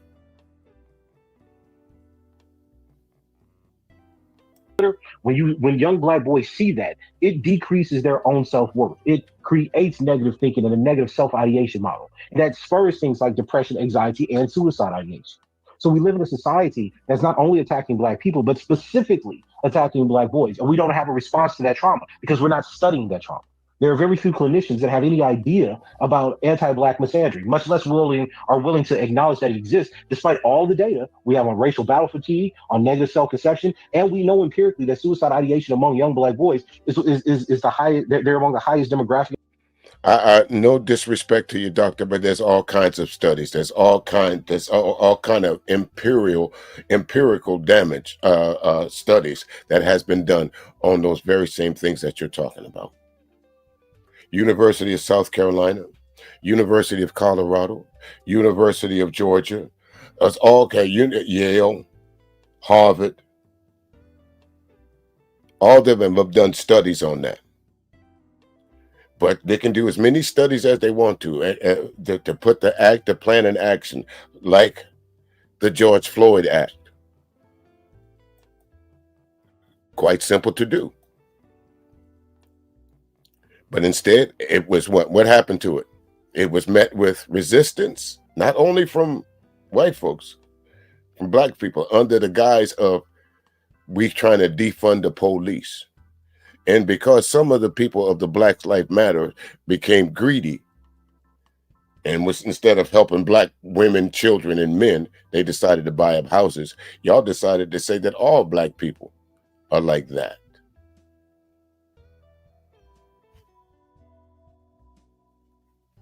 Have the highest incidences of even attempted suicide. So we are a people floundering in a social political world that have people that give you lots of thoughts. We have lots of pundits, but we don't have lots of people with the specialties that can actually alleviate the health crisis, the mental health crises that we're experiencing as a people because of white supremacy and racism. And we can't even speak about the vigilante violence because we're not even organized anymore to even address what happens when racist whites come into our communities. Because we don't have the lawyers that are defending them in a world where we actually have white lawyers and white politicians saying that it's okay for white people to practice. Again, not true. As much as you folks want to not talk about y'all call him an ambulance chaser, but I'll give you one in particular that a lot of us follow from the Defiant Lawyers. Go check out his channel. Go check out what him and his wife are doing over there. Quite easy to find. Like I said, folks, for everything that these folks can tell you that's not happening, I'm not a PhD. I'm not a scholar. I've never set foot in a university behind a desk. But it's quite easy for me to find this information. I may not have the paperwork that says I'm kind of smart or I'm a thinking or a learned man. But it don't take that to it.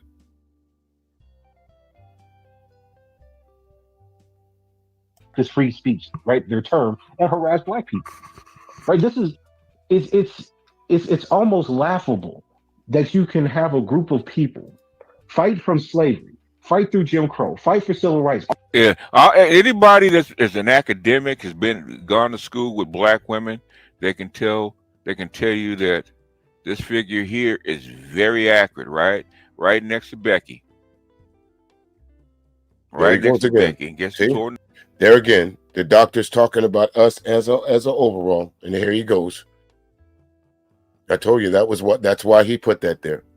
The main threat, according to BGS, is not the Ku Klux Klan, not the police, not white supremacy protecting Becky, but that smart black woman. That's what BGS is saying, folks. Holding the torch, okay? The white Klansmen, and the and Keisha, okay, holding the torch, and got the cops and Becky for backup.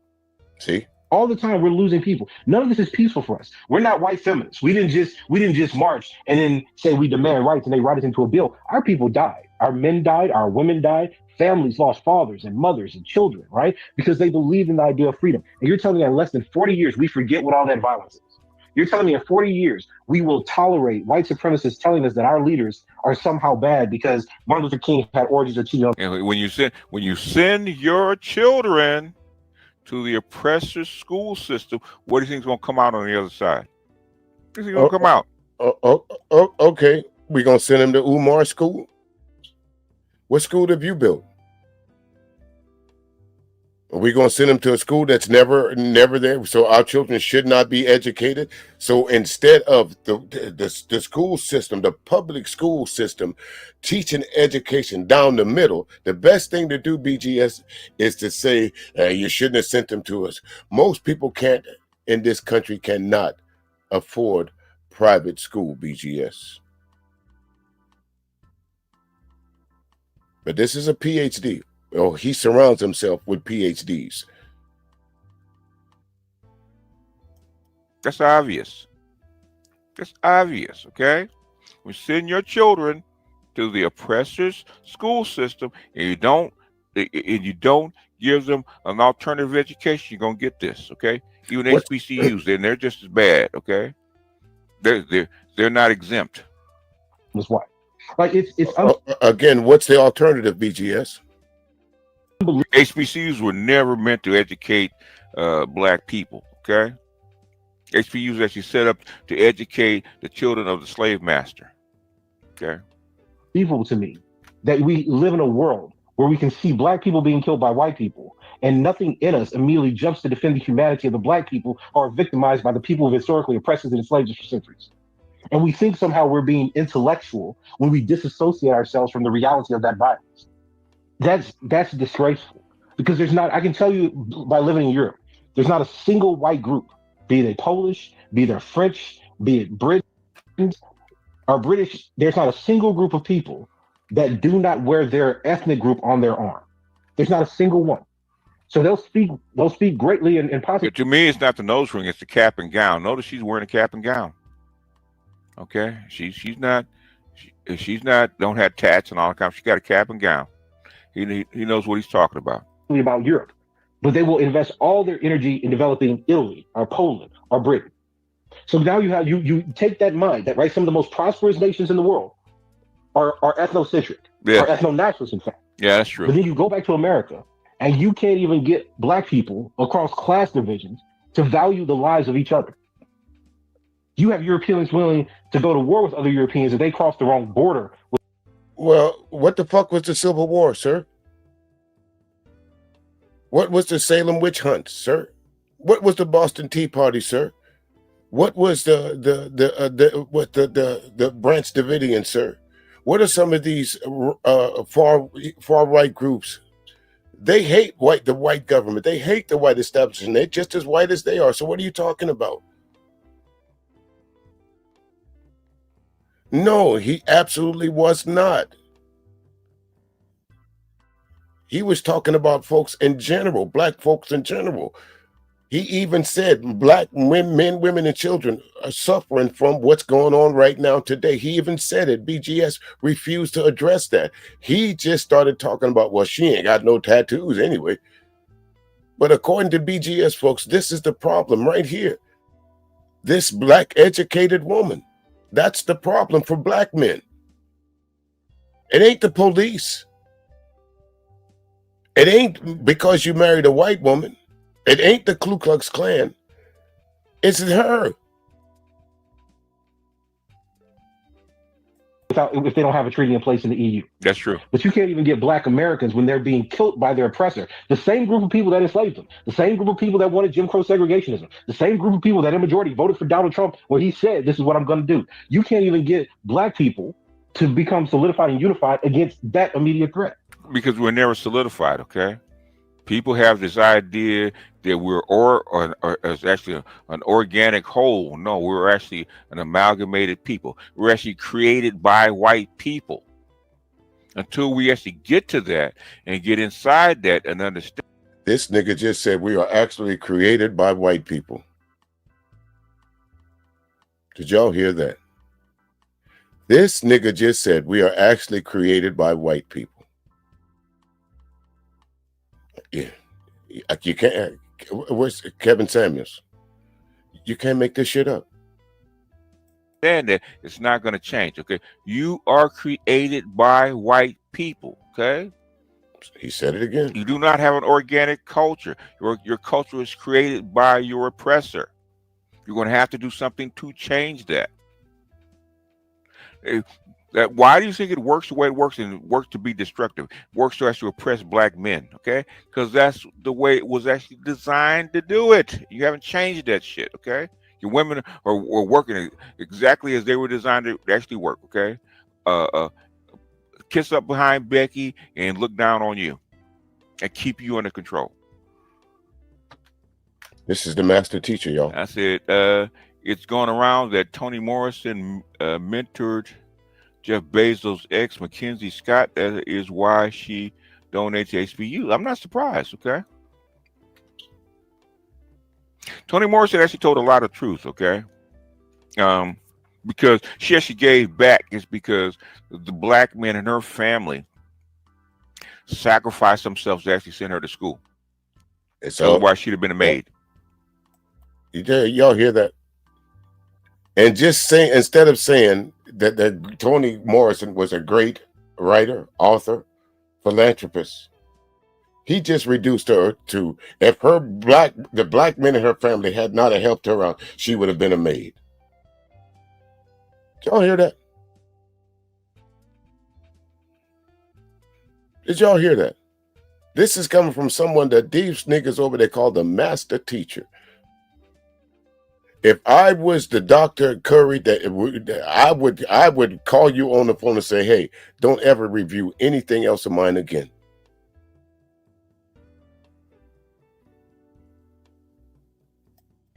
Okay, her brothers, her father, her uncles, and her brothers actually took menial jobs to send her to school. And this is why she has and if they did, your problem with that is? I thought that's what men were supposed to do, to make sure that everybody around them were educated. That's called being the leaders in your community. What's the problem, BGS? More of a heart for black men than most authors. So there is no response beyond trying to re-educate black people, but at the same time, you're trying to re-educate and re-socialize and bring black people together. You have the same other groups of black people saying we don't need to do that. So the only predictable consequence of that is going to be the loss of more black life. And it's upsetting and it's nonsensical because we're so removed from reality. We've retreated to the recesses of middle classdom. And we don't want to understand what violence actually looks like in our society. And that's the tragedy. They know what it looks like. They ignore it, okay? No, sir. Don't think I'm gonna let you skip over that, because BGS 2-3 times now we have heard you say that white supremacy is on the decline.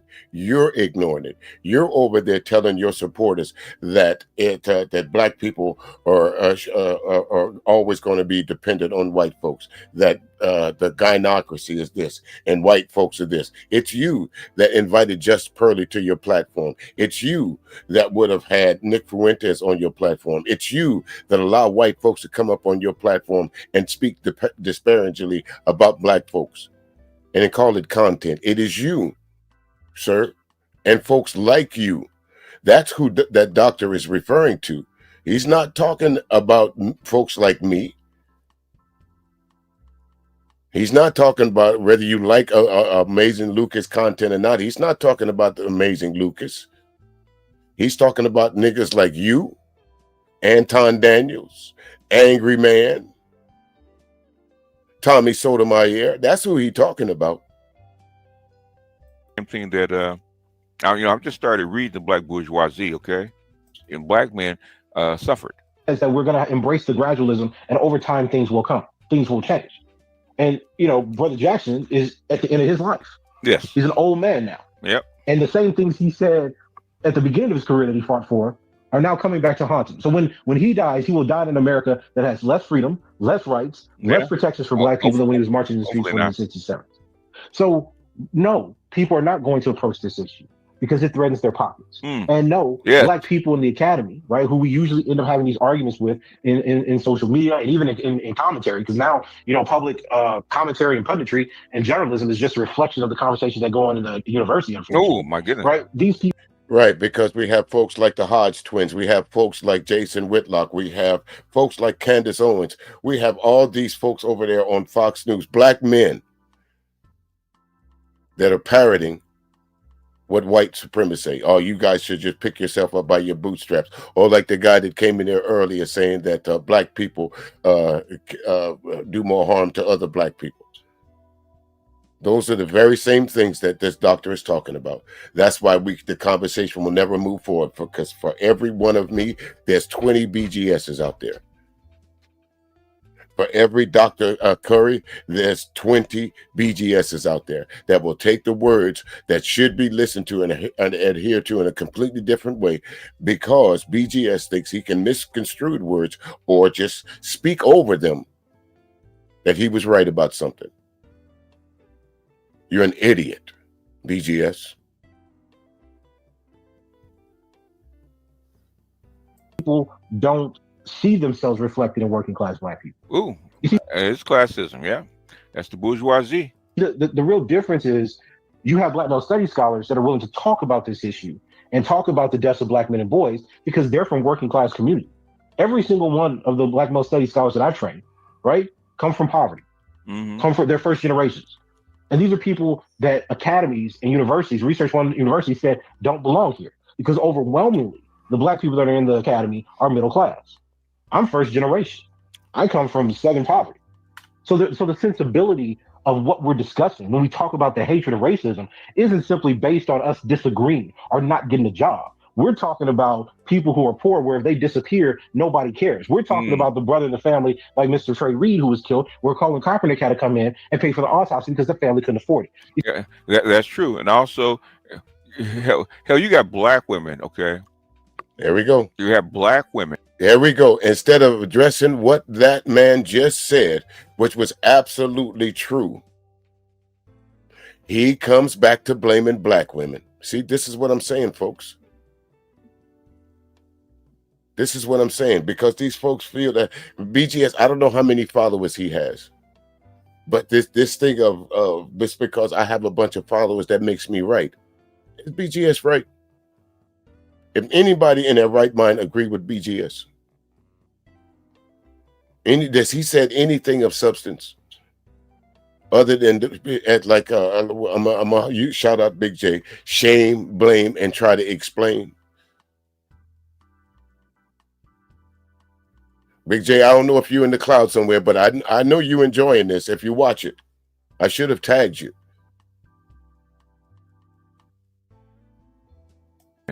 In especially during the crack era, sacrificing their sons and their boyfriends and their husbands to go out on the corner and sell crack to bring the money home. And when they went to prison, okay, they forgot about them because they're disposable.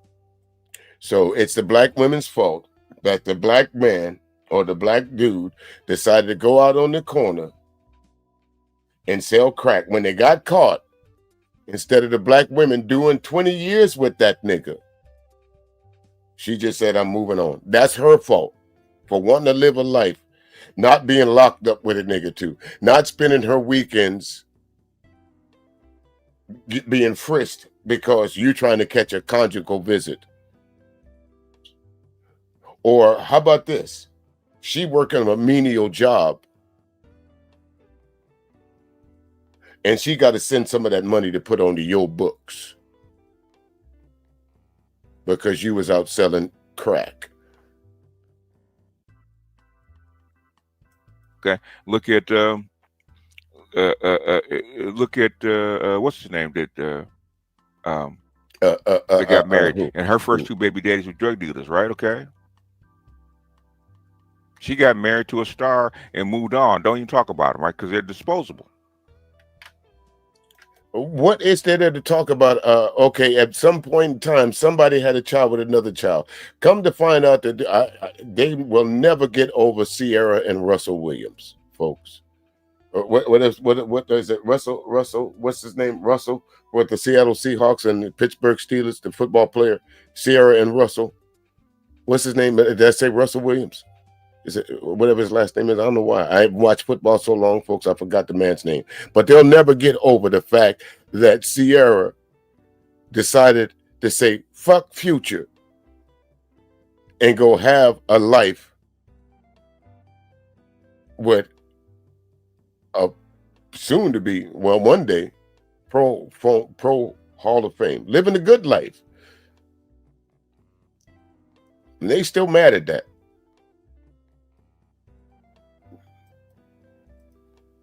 Keisha's Pauli Murray's descendant, and the Becky's, I don't know. Yeah, now the National Organization of Women was started by Pauli Murray and Eleanor Roosevelt. Go look it up, okay?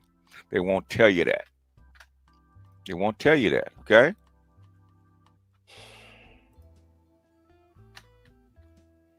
Well, that's debatable. Those people, those working. Lori Harvey, Lori Harvey never mentions her father, okay? Lori Harvey does not talk about her father, okay? She took on Steve Harvey's last name, okay? That is not her original name. That is not his biological daughter, okay? And we don't know that?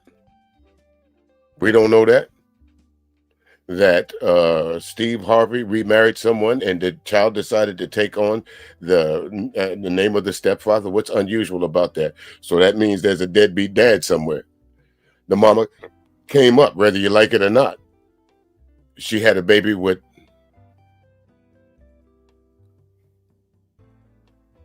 this guy. We're almost done here, folks.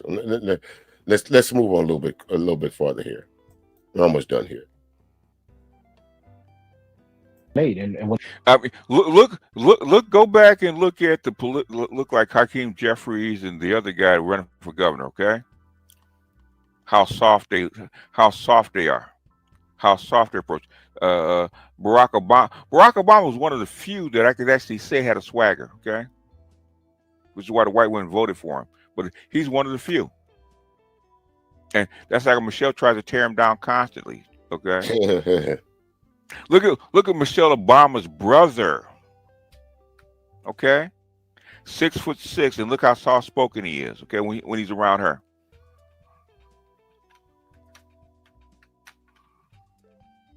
ends up happening is with him on with the dress on, the white man tries to rape him. The white husband that he's working in the house for tries to rape him. And the lesson that Wright's trying to explain here is that, and this is something that's actually taken up by Anthony Lamell Jr., right? A queer Afrocentric scholar. But he says that, look, the process of Black men being ostracized, castrated, right, barred from participating in society is a process of feminization. But the Black man will never be seen as a woman or treated like a woman because he will always still be the rapist, right? And Baldwin has a really powerful piece. In his nonfiction. I like his nonfiction much more than his fiction because we get. All right, ladies and gentlemen, if you want to go and listen to that its entirety, I put the link down in the description box there. You're more than welcome to go and listen to that. Again, folks, they call BGS the master teacher. And all you heard was him complaining about the ills of women, what women are not doing, or why women should be doing this, or why women should fall under your thumb. Well, to me, If you go throughout history, because you heard the little part about him talking about Michelle Obama tried to tear down Barack Obama. To me, throughout history, it speaks volumes. But every great ruler, there was a woman behind him that he had counsel with. They call it these days, they call it pillow talking. Anthony and Cleopatra. Let's see, the list goes on of great women throughout history. So much so that some of these great women were even excluded from what they call the Bible. Black women throughout the greatness of history, since they talking about, don't go back way back then, we talk about how did the so-called the white men get on the moon? How are we able to communicate through this apparatus called the internet? And through all that, what BGS tried to insinuate, that the only people that went through this, that has not recovered from that, is black men, because black women helped them throughout history be subjugated.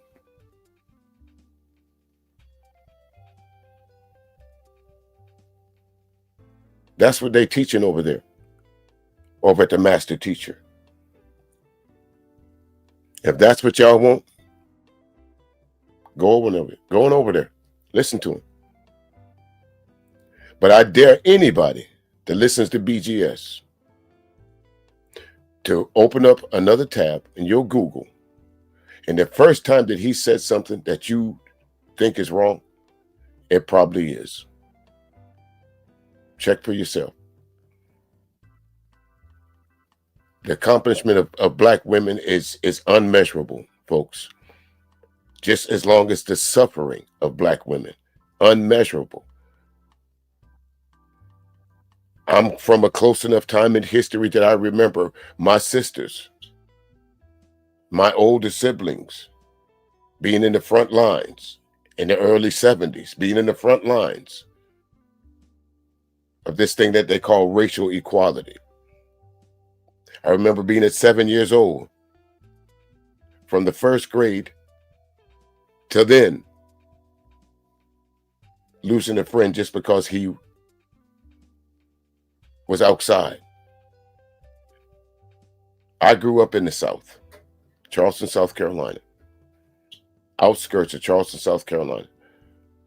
My folks are from, what we could say, parts unknown in South Carolina. My grandmother came from a place that the town is named after a slaveholder. Go look up Ladson, South Carolina, and see where that name came from. Ladson.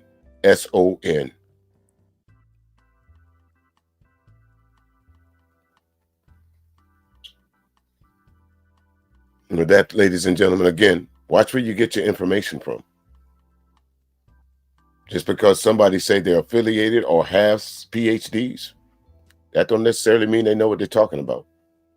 I just presented you case proof evidence that BGS does not know what he's talking about. He's a bitter old man. If y'all want to call somebody bitter and old, that's the label for BGS. He still hadn't gotten over the woman that left him. And until the day they put him in that pine box, this is what he's going to talk about. Right about now, ladies and gentlemen, if you're interested over on Classic R&B Jams, one of my great DJs, DJ Dreadhead said, is live. They're playing, I think he should be spinning some house music. So if you want to spend the rest of your Thanksgiving evening over there, you're more than welcome to. And I'm not sure, but DJ Ed, he'll be on a little bit later on after that with a soulful house mix. If not, I might jump on the airwaves a little 1 or 2 after DJ Said is finished, and if DJ Ed doesn't come on, and take y'all in late into the evening. All right, it depends on what I feel like doing. I ain't got nothing to do tomorrow except relax, so might as well spend the evening listening to some music. All right, Classic R&B Jams. The link is down in the description. Y'all be cool. Remember, watch your 3, your 6, your 9, and the grace of day Cost you absolutely nothing, ladies and gentlemen. Say hello to someone. Might change the way they're thinking, might change the way they're living. You never know if you walk past them and don't say hello. Try it, folks. It really does work. Y'all be cool. We out. Look, all you motherfuckers been snitching for him and shit. Now you standing up in here and goddamn it talking about preacher. Fuck that nigga. Fuck that. I'm gonna shoot your ass too, motherfucker. Keep on. You gonna get shot too, nigga. You gonna get shot. God bless the fool, goddammit. God bless the fool. Now, I'm gonna tell y'all something. I'm gonna end this goddamn thing. Look, where's that goddamn money bowl at? Who got that money bowl? We taking that money right now before you leave this bitch. We ain't leaving out here for free, motherfucker. Yeah. Y'all know the motherfucker ain't no good. You want, look,